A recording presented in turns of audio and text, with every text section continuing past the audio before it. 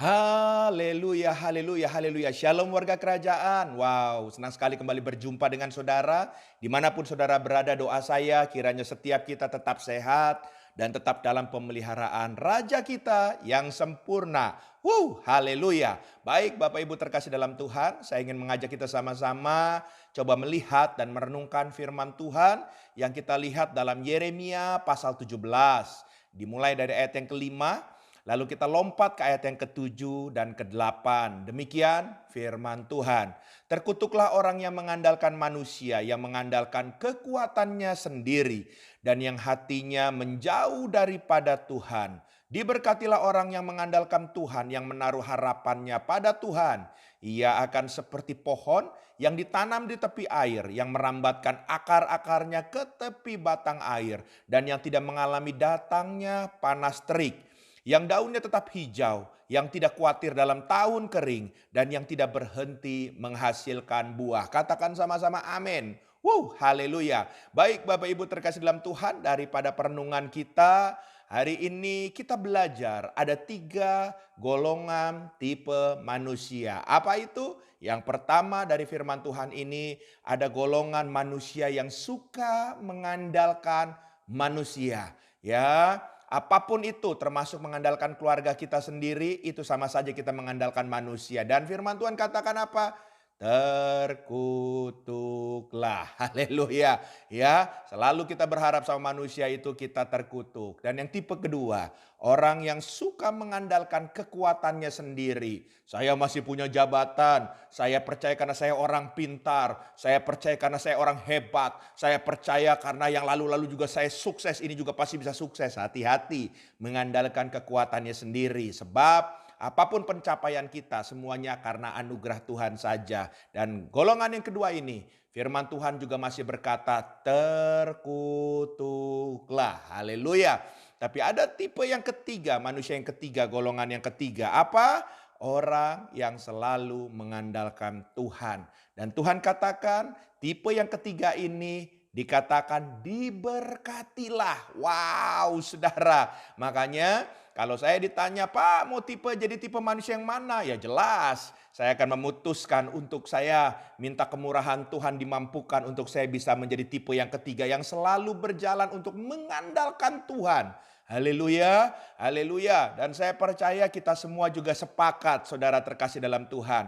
Nah, kalau kita melihat perenungan firman Tuhan ini, kenapa bisa ada muncul 3 golongan tipe manusia di firman Tuhan ini? Ya, karena sesungguhnya manusia itu adalah makhluk ciptaan Tuhan yang unik, saudara. Kenapa? Karena saudara dan saya diciptakan segambar serupa dengan Tuhan. Bahkan karena keunikannya itu kita dikasih keistimewaan berupa free will atau kehendak bebas untuk memutuskan segala sesuatunya. Haleluya. Oleh sebab itu, maka kita khusus warga kerajaan kita harus mengerti isi hati raja kita, kehendaknya, supaya kalau kita memutuskan sesuai dengan dia. Sebab kalau tidak, kita akan melenceng dan itu akan mendukakan hatinya. Nah, oleh sebab itu, segala keputusan yang kita ambil dimulai dari pikiran kita. Haleluya. Pikiran ini bisa membawa perubahan. Haleluya. Makanya pikiran inilah yang harus benar. Pikiran inilah yang harus bisa kita jaga baik-baik. Makanya dalam Roma pasal 12 ayat yang kedua dikatakan, janganlah kamu menjadi serupa dengan dunia ini, tetapi berubahlah oleh pembaharuan budimu, sehingga kamu dapat membedakan manakah kehendak Allah, apa yang baik, yang berkenan kepada Allah, dan yang sempurna.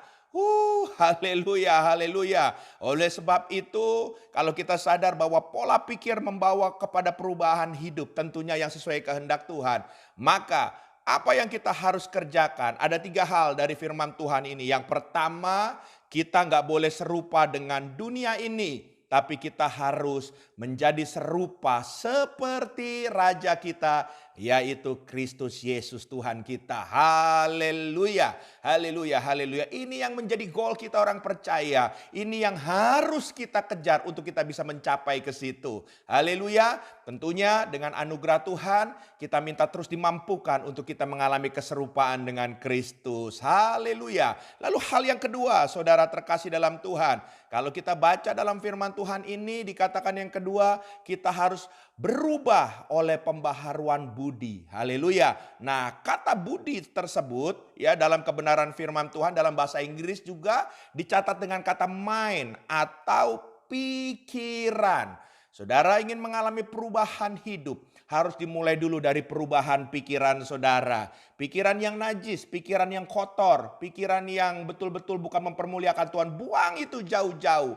Tapi gantilah dengan pikiran Kristus, gantilah dengan firman Tuhan yang selalu ya berada di pikiran kita. Sehingga apa yang manis, apa yang sedap didengar, apa yang mempermuliakan Tuhan itu yang akan ada di pikiran kita. Sebab waktu pikiran kita dirubah seperti itu dengan gambaran pikiran Kristus, maka kita juga akan berjalan di jalan-jalan Kristus Raja kita. Haleluya.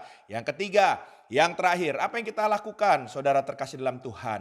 Dalam firman Tuhan ini kita diajar untuk berbuat seperti Kristus. Haleluya. Jangan jadi warga negara kerajaan yang cuma pinter teori. Tapi mari kita melakukannya. Haleluya. Sehingga waktu kita melakukannya sesuai firman Tuhan, melakukan sesuai kehendak raja kita, hidup kita bisa menjadi teladan. Haleluya. Dan saya percaya perubahan itu akan terjadi kalau kita sendiri juga sudah berubah sesuai dalam rencana Tuhan kita berjalannya. Oleh sebab itu kita minta kemurahan Tuhan agar Tuhan memampukan kita melakukan 3 hal ini. Maka dengan kita merubah pikiran kita, maka jalan hidup kita juga pasti akan diubahkan untuk kita masuk dalam destiny Tuhan. Tuhan memberkati kita semua. Haleluya. Amin. Izinkan saya berdoa.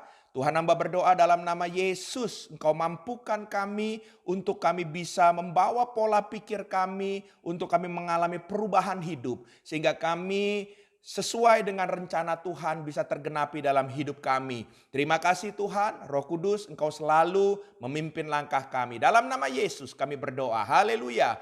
Amin.